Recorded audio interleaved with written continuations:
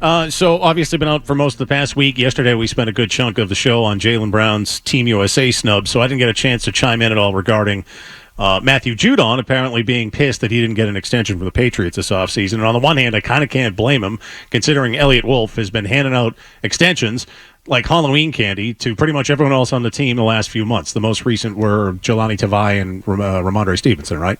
But even if you look at it, even if you're on the wrong side of 30, like Matthew Judon is, you can get paid by the Patriots right now. Just ask David Andrews and Hunter Henry. So, again, I get why Matthew Judon's probably pissed. He can even use some numbers to help his case. The Patriots were tied for fourth in the NFL a couple of years ago, 54 sacks. And then the team total sunk to 27th in the league with just 36 last year with him being injured. So, see, the numbers can back me up. Give me my money. But on this one, I side with the team. He's 32. He's coming off a bad injury. He's also disappeared every single December that he hasn't been hurt since he got here. And the later the season gets, the more Matthew Judon disappears. That's fact. Just look at it. And so, also, if you're Elliott Wolf, you look at maybe how Anthony Jennings played last year. You also hope you might get more out of Keon White in year two. They are rebuilding. You need future picks. You can get a fourth. You can probably get a third for him right now. There's a recent comp. The Eagles did this with Hassan Reddick back in March. They sent him to the Jets for a third rounder in 2026 that could become a second-round pick if specific terms are met. If you can get that from one of these teams throughout the league, from Matthew Judon that's looking for a veteran pass rusher, you do that.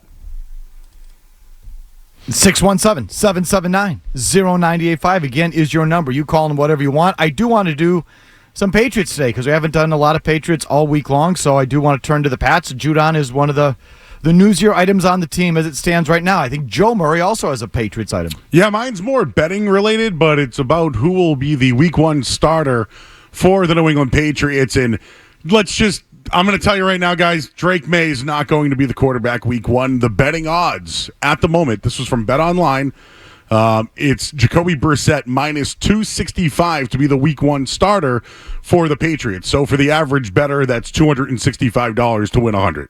It's pretty high odds there. But I don't think there's a chance that Drake May is the quarterback, and that it bothers me. Like, I want the team to be competitive this year, and even if he comes out guns blazing and looks like the number one guy, he will not be the starter week one. But if you want to bet on it, his odds right now are plus 180. I wanted to bring you back to the 2021 season when Mac Jones was the underdog and Cam Newton was the favorite. Mac Jones won the battle, and it was discussed, right? Bill Belichick all along said that Cam Newton was going to be the guy. He won that battle. But I wanted to just match up some of the other rookie quarterbacks. Bo Nix is favored to start in Denver, right? Jarrett Stidham's probably in the running for that as well. And then J.J. McCarthy, that everyone loved around the draft, he's plus 300 to back up Sam Darnold. I just have a problem with these. I want these quarterbacks to play right away. I saw what C.J. Stroud did a year ago, and although the betting odds tell you that, it's because the Patriots are telling you they want this kid to sit and to grow. And whatever he does this preseason, even if he's perfect, he will not be the starter week one. And I just feel like that's going to be a topic of discussion here day in and day out. He could be the best, and he's not going to be the quarterback. And I just think it's a bad bet if you do bet Drake May. So you believe that? You believe there's nothing he can do to start week one, do you? I don't. And I'll tell you, if Jacoby Brissett gets hurt, it's going to be Bailey Zappi week one. Okay, so no matter what, it's not going to be Drake May. That's what I've been told. Yep. You've been told that by multiple insiders that we have on the show at night. Multiple insiders. Love it. No matter what, he's not playing because of him. What if he's not ready, Joe Murray? He might not be. I mean, we've heard that he might not even get plays in the huddle. Do you want him to play if he's not ready? I mean, I understand the point of him sitting. There's been a track record of players who sit. I just think Jacoby Brissett's going to give you nothing. If you play Jacoby Brissett or Bailey Zappi, your team's going to suck, which is another reason why I think they're going to be the worst team in the NFL this year. Okay, so my Patriots opening thought is on Jeord Mayo. Training camp, rookies report a week from tomorrow. Did you know that? Yep. A week from today, I think, actually. A week from today, if I'm not mistaken. And then full veterans, like the first media day is a week from this coming Wednesday. So we're closing in on it. Tommy Kern's been writing stuff at NBC Sports Boston. about best case, worst case scenarios for various facets of the team, and he got to the coach and best case and worst case, and I'll get into all of that. But we started talking about it last night on TV, and one thing that I will just, before I dig too deeply into it, giving my thoughts on it, I think people have to realize this wasn't really the plan.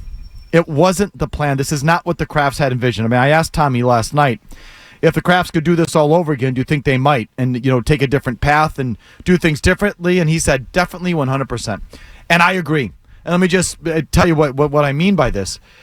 When they promised Jeord Mayo the job before last year, you know what they thought. They thought that Mac Jones was going to come back and be a good quarterback and a good player because Billy O'Brien was here.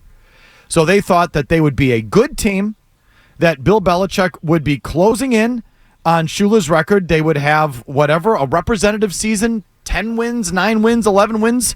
Somewhere in there was what I bet they were thinking was sort of like a baseline that would put Bill Belichick halfway to Don Shula.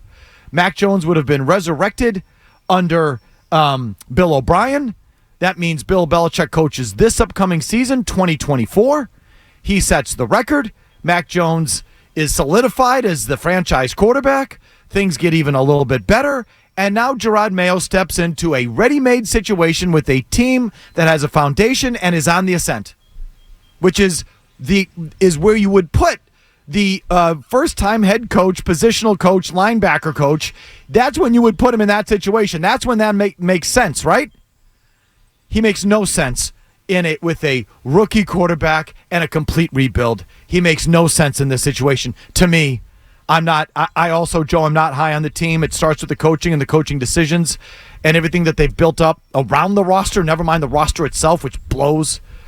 It's this whole thing, and it's because they set Mayo in there, and they had a whole different idea of what it was going to. They thought by the time we got this year, Mac Jones would be good, Billy O'Brien's entrenched, Bill Belichick is 5 wins away or whatever from catching Don Shula, and they're talking about which game is it going to be, and they're planning out their ceremony. And then in 2025, Mayo takes over with Billy O'Brien running half the team, and they don't need to draft a quarterback, and off they go. Yeah, there was going to be a year of handholding, essentially, and now he's being thrown right into the fire. And if you do look at it from 30,000 feet, it does feel like that Jeord Mayo is probably going to be relying on a lot of veterans or some of the veteran presence, someone like David Andrews, to kind of help coach up this team, which he had to do anyway, by the way, just in these last couple of years when Matt Patricia was also trying to run the offensive line and the offense. And how well did that work out? So, yeah, the more I think about it, because at the time I'm like, well, this almost feels offensive that the Patriots are being looked at by Vegas and the betting community as like, wow, they could be as bad as Carolina. It can't be that bad, can it? It might be that bad. Yeah, I mean, but I just, Jeord Mayo is here in a situation that they did not intend for this to be his entry into head coaching. This is not, because this isn't the guy you would hire for this situation, I don't think. And that's scary, Mike. That scares me even more now. But, don't you think? I mean, you just talked about if Drake May's not ready. Jeord Mayo might not be ready at all if this is the case. It might even be worse now than I felt about it. Like 4 or 5 wins? How about 2 or 3 wins now after you talking about it? Drake May's their only chance this year to be interesting. Or, to have it. He's got to just be, legit right out of the chute. And the odds are against that. Hardly anyone ever is. If you like that clip, check out more videos from Felger and Maz here. For more Patriots analysis and opinion, hit this playlist. And for all the latest from the Sports Hub, download the app at 985thesportshub.com.